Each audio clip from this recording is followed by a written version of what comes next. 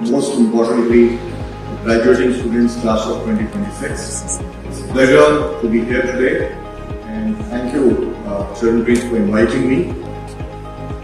I will start by complimenting all of you on your graduation. It's a very special day. It marks a new chapter in your lives, and I wish you all the very best. I also take this opportunity to congratulate the Praxis School for all their achievements in over the years. It's a school that's closer to 2 decades, but it's made its mark. Compliments to the management and the faculty for their achievements so far. We are all graduating in very interesting times. And I say interesting times because there are multiple challenges across the world, and India continues to be a beacon of hope and promise. Now it's important to understand the context today in which all of you are graduating, because that influences a lot of things that happen in society, happens in businesses, virtually in every facet of life today. And I call this term, which is turbulence, uncertainty, rapid change, and requires novel strategies. And all of this is happening because of a confluence of things that are happening around us. To start with, we are hit with the climate crisis. We are hit with the problem of social inequality. We are hit with disruptions caused by technology and the geopolitics, weaponization of trade and so on and so forth, weaponization of logistics. So there is a huge gamut of challenges that the world is facing. And it is not that these are episodical. I think these turbulences are systemic, and everyone needs to recognize that. Despite the challenges across the world, India is doing well. It is amongst the fastest growing or the fastest large economy, let me put it that way, in the world. Its performance is very, very promising, and we are seeing multi-dimensional changes within India, and all of you can see it, starting from infrastructure to the digitalization of the economy. India is home to more than 40% of the global capability centers. New age manufacturing, the high-tech sector, is coming of age. Tourism is booming. There are many things that are on positive momentum in the country, and it was so, very sharply so, before the West Asia country. India still, its performance is very resilient, still doing very well. Of course, India is not insulated, so it will have its pieces of impact on account of this. The reason I summarize all this for you is really to say that on one hand, there is huge opportunity in India. I think this is in fact India's century or India's decade, whatever you call it. There is huge headroom with on account of confluence of factors for India's growth. So huge opportunity for all of us. At the same time, you need to be cognizant of the world in which you are all entering. Because what you do will be influenced by many of these things, and you have to cognize for these things as you chart out your careers and get down to your professional work. Now, Sanjiv asked me to share some of my own perspectives and journey over the years. I've had a 4-decade journey seeing the transformation of ITC and how to leading it. So let me share with you a few experiences, some things that I thought are important, particularly in the context in which we are living. And of course, I must say that there's a lot of what I have to say to you is very well articulated. So, firstly, let me say to you that India has plenty of opportunity. So choose to do something that you enjoy doing. Choose to do something which will make you excited, and you will wake up early in the morning thinking about it. Do not choose something where you have difficulty in getting out of the bed every morning. Because it's a world which offers plenty of opportunity. It's a competitive world, and if you need to make a mark, you need to have your heart in what you are doing. You need to put in discretionary effort, and that will only happen if you are engaged. I've seen in my career that outstanding professionals are people who have a mission, are not people who are merely doing their job. So you have a lot of opportunities, so choose wisely. The second important learning that I have in my life, and that's something that is very deficient, or it's extremely deficient in the world today, that is trust. A very simple word, but it's very difficult to build trust. It can take a lifetime to build trust, and it can only take a moment to demolish.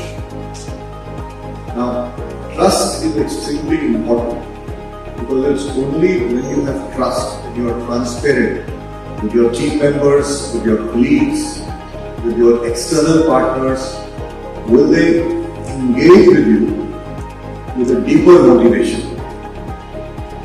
Otherwise, they will engage with you because there is a transactional arrangement. There is a aspect of incentive in the whole relationship, and that is only what will guide them. Trust is extremely important. And with trust, remember, with trust, even silence is understood.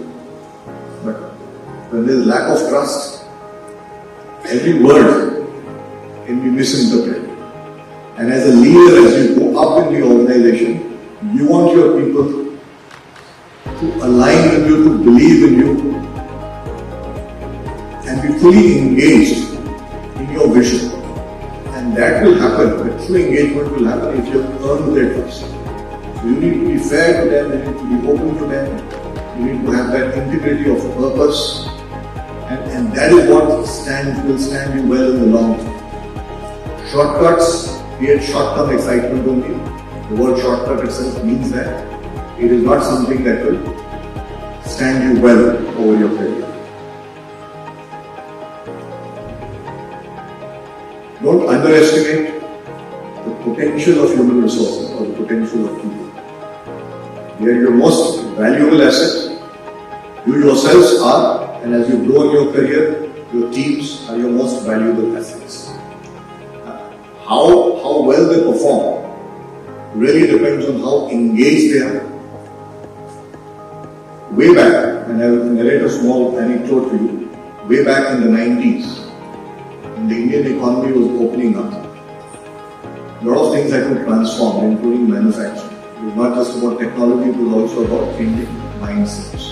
So we went to study, and we went to Japan and places like that to see. So we went for a program, and a professor taught us a very simple model. It's called the Aristotle model. If you want to get extraordinary results out of ordinary people, you just need to do three things. One, you need to align them, and they need to be committed to the mission or the goal you have set for them. The desire needs to be created. You should buy into what you say. Two is that you need to make sure that they are empowered. They have the resources with them to achieve what they are supposed to achieve, and there is clarity of goal. Just these three things. And believe me, we came back to India, and in our factories, which were 80, 90 years old at that time, where mindset had to transform. Say, quality standard, which was 50% or 60%, had to go 80 to 90 because India was globalizing. And we applied these principles. In a matter of months, we could see transformation happening there. So don't underestimate the power of potential, the potential of human resources or your colleagues or your team members. It is sometimes just the context that will be impeding their commitment. You need to unlock their potential.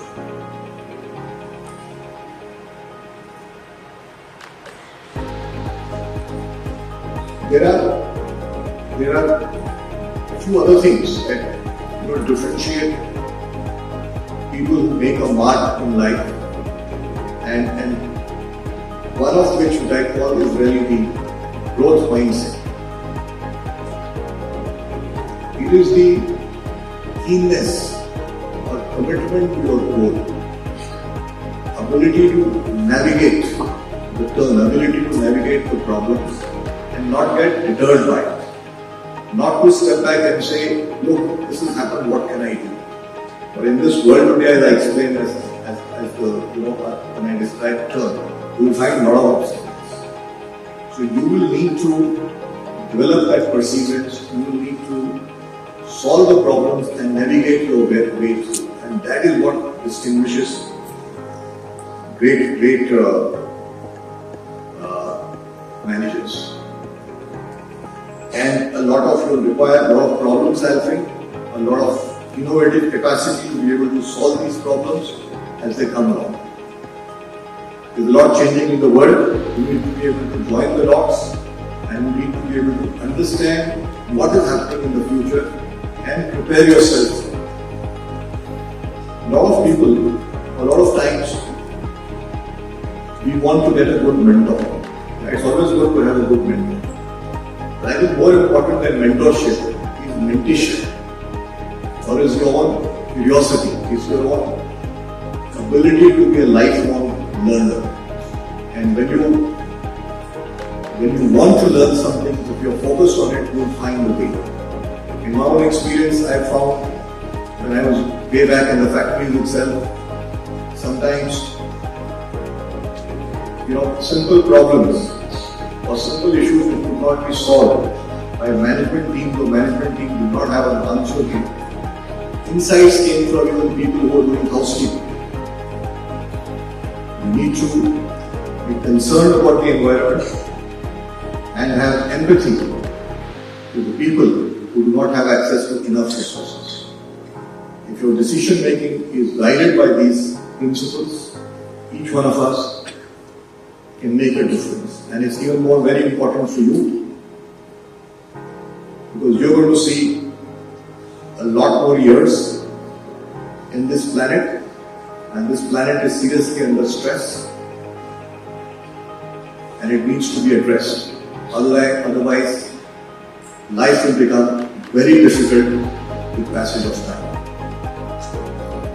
Let me once again thank Praxis Management for inviting me, and I congratulate all of you on successful completion of your MBA. Wish you all the very best. May you succeed in all your endeavors and may you shine bright. Good luck and all the very best.